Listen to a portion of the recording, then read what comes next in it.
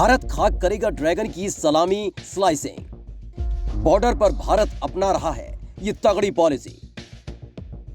उत्तरी सीमा वाले इलाके में विस्तारवादी चीन की सलामी स्लाइसिंग रणनीति का मुंहतोड़ जवाब देने के लिए भारतीय सेना ने नई काट ढूंढ ली है। अब भारतीय सेना अपने खाली पड़े इलाकों में चीन की घुसपैठ की कोशिश पर लगाम लगाने के लिए पर्वतारोहण अभियान, स्की अभियान और शोध अध्ययन शुरू करने पर जोर दे रही है, ताकि दुनिया को ये पता लग सके कि ये इलाके वैध रूप से भारत के ही हैं। इसकी शुरुआत भारतीय सेना लद्दाख के संवेदनशील माने जाने वाले काराकोरम के पास से उत्तराखंड में लिपुलेख पास तक बड़े स्की अभियान की आयोजन से करेगी। स्की अभियान 3 मार्च से शुरू होगा और करीब 1500 किलोमीटर के दायरे में फैला होगा। सेना अधिकारियों के मुताबिक चीन की विस्तारवादी नीति का कड़ा जवाब देना जरूरी है। वैसे तो सेना उत्तरी सीमाओं पर अतिरिक्त बलों की तैनाती कर चुकी है, लेकिन ये भी जरूरी है कि हम खाली पड़े इलाकों में पर्वतारोहण और दूसरे अभियानों के जरिए अपनी मौजूदगी का प्रमाण दें। इसके साथ ही लाइन ऑफ एक्चुअल कंट्रोल यानी LAC और इंटरनेशनल बाउंड्री से सटे इलाकों में भी भारत को अपने क्षेत्र की रक्षा के लिए यहाँ रिसर्च स्कॉलर की स्टडी पर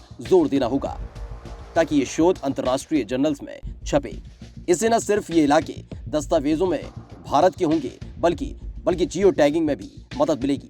3 मार्च से शुरू होने वाले स्की अभियान का नाम आर्म X-21 है। ये काराकोरम के पास से शुरू होकर 80 से 90 दिनों में जिन इलाकों से होते हुए लिपुलेख पास पहुंचेगा वो लद्दाख, हिमाचल, गढ़वाल और कुमाऊं सेक्टर में LAC सटे हुए हैं। अभियान के लिए खासतौर पर प्रशिक्षित लोग जवान तैनात रहेंगे। इतना ही नहीं, जल्द ही इंडियन माउंटेनियरिंग फाउंडेशन और दूसरे पर्वतारोही इंस्टीट्यूट के साथ मिलकर भारतीय सेना LAC और IB पर कई अभियान शुरू करेगी, जिससे यहाँ लोगों की आवाजाही बढ़े। इन दूरगामी इलाकों में आवाजाही बढ़ने से टूरिज्म को भी बढ़ावा मिलेगा और साथ ही यहाँ रहने वाले लोग मुख्य धारा का हिस्सा भी बन सकेंगे।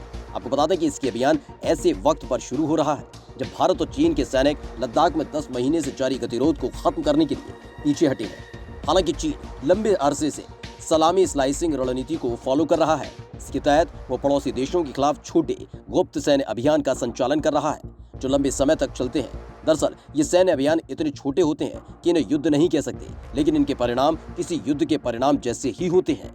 ये बड़े सैन्य लाभ में भी मददगार होते हैं, साथ ही छोटे अभियान होने की वजह से खास सुर्खियों में भी नहीं रहते।